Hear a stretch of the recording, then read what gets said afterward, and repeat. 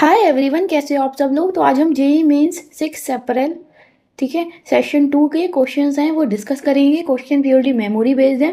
तो first question कह रहा है consider the following reactions. Phenol है, जिंक जल्द डाला तो हमें क्या मिला, बेंजीन। ठीक है, find the number of moles of benzene form. Efficiency of reaction is 60%। ठीक है, मतलब यहाँ पे क्या एफिशिएंसी से मतलब है जो परसेंटेज यील्ड है वो गिवन है कितनी, 60%।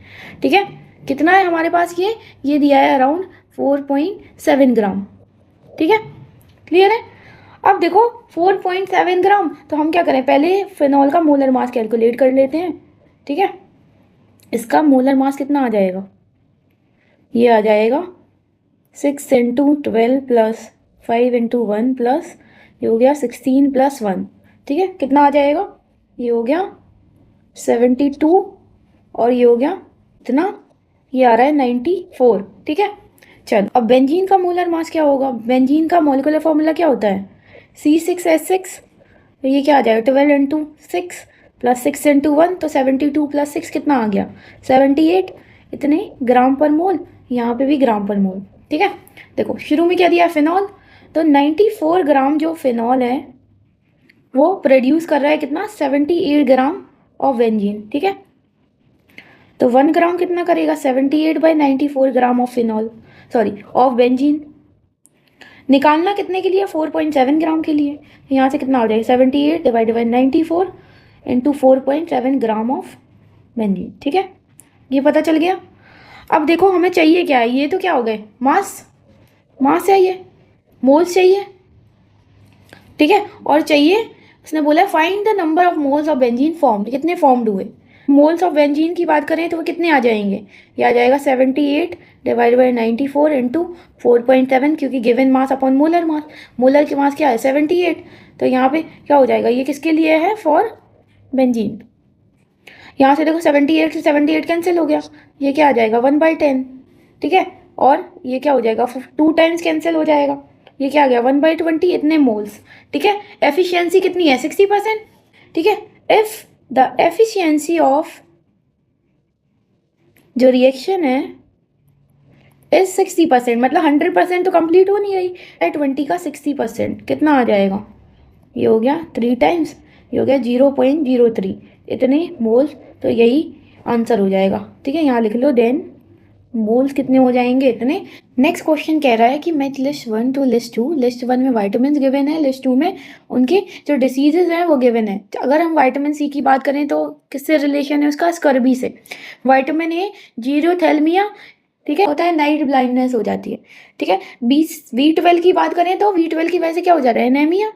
क्या B6 की बात करें तो क्या हो जाता है, कन्वल्शन। ठीक है, तो इसको ध्यान रखना है, बहुत इंपॉर्टेंट है, बहुत आसान सा क्वेश्चन था, इजी टू रिमेंबर, बस एनसीईआरटी को गो थ्रू करना है अच्छे से। नेक्स्ट क्वेश्चन की बात करते हैं, sucrose hydrolysis and acidic medium to form glucose and fructose. तो हमारे पास क्या है, सुक्रोज, उसका हाइड्रोलाइसिस कराया गया एसिडिक मीडियम में, और हमें क्या मिला, ग्लूकोज मिला और फ्रक्टोज मिला। ठीक है, उसने बोला है कि जो फर्स्ट ऑर्डर काइनेटिक्स है, जो फर्स्ट ऑर्डर काइनेटिक्स है उसको फॉलो कर रहा है। ठीक है, if the half life of sucrose is 3 hours, मतलब कह रहा है कि A0 है हमारे पास इनिशियली, और A0/2 जाने में उसको कितने लगा, 3 आवर्स। अब हमें पता है कि T हाफ है, ठीक है, for first order does not depend on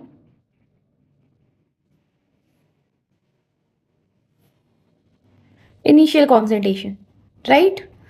तो देखो अब जितना टाइम A0 से A0/2 जाने में लग रहा है, सेम उतना ही टाइम लगता है A0/2 से A0/4 जाने में। तो यहाँ देखो, यहाँ से क्या हो जाएगा, अब 3 आवर्स बाद क्या होगा, A0/2 से क्या होगा, A0/4 में चला जाएगा। शुरू में मान लो 1 था, और 6 आवर के बाद कितना हो गया 1/4, तो 1/4 रह गया, तो 1/4 का मतलब क्या हो गया 25%।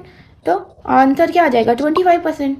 ठीक है, अगला क्वेश्चन है, what is the empirical formula of compound.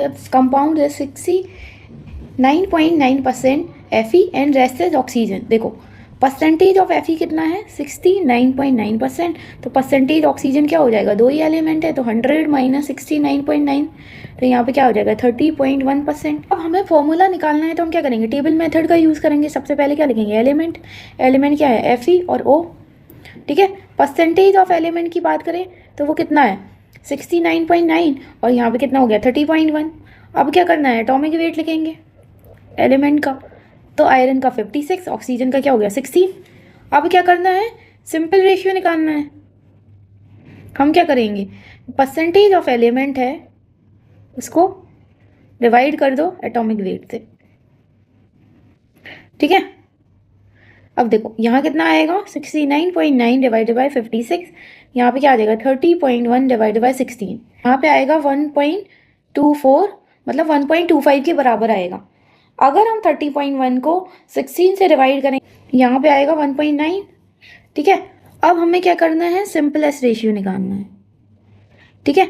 उसके लिए हम क्या करें, जो स्मॉलेस्ट नंबर है उससे डिवाइड कर दो। ये क्या हो गया 1.9 डिवाइडेड बाई 1.25, हो गया 1.9 डिवाइडेड बाई 1.9, तो ये तो आ जाएगा 1 और यहाँ पे कितना आएगा, ये आएगा अराउंड 1.5, ठीक है।